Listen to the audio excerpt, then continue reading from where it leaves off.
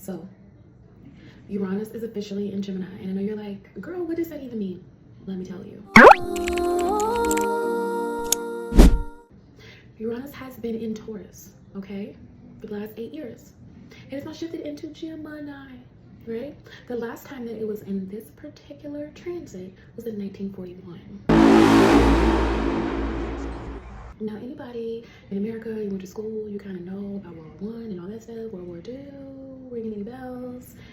Check the times. Now, Uranus is all about rebellion and change and abruptly.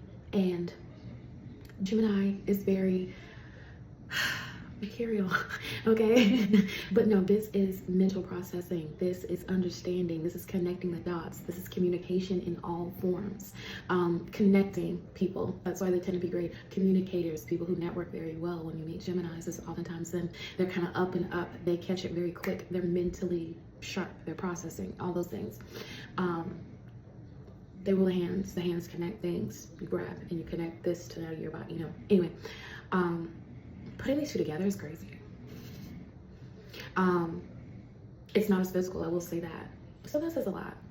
But things connecting, I would not be surprised at the advancement that we see in the ways that we communicate. Uranus is very like abrupt and all of a sudden. So, you know, we could be here with our regular iPhones and then tomorrow something drops and it has changed the world. Like when you think about how the internet changed the world, how an iPhone or FaceTimes, video conferencings, all those things change from the way you having to go check on grandma versus I can FaceTime and see she's okay. You understand? There are things that are going to be happening that are literally going to change the way our world will operate within the next 8 years.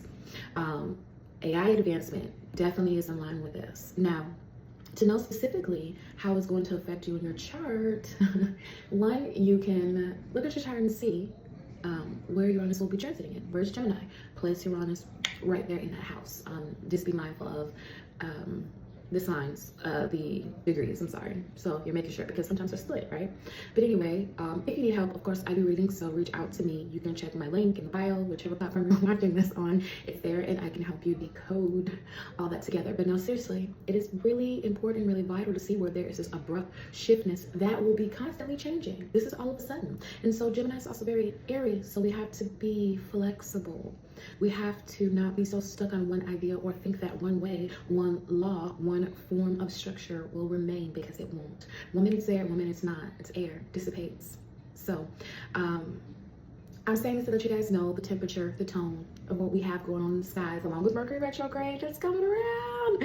That's literally up the street, literally. Like we're in the shadow phase. So be mindful of that, and I will upload something so you guys are aware of that, and be mindful of what is your focus for this? Because sometimes we go through those hard things and we're like, dang, what was I really supposed to be focusing on? I got so caught up in all the drama and chaos from it, you know? And then you spend several months trying to get it together, and then when it hit you hard because it kind of piggybacks on one another. So I will definitely upload that for you guys as well. I just want to make sure that I said a tidbit about it. I think I might do a bigger and a longer episode, because Uranus by itself really deserves its own video.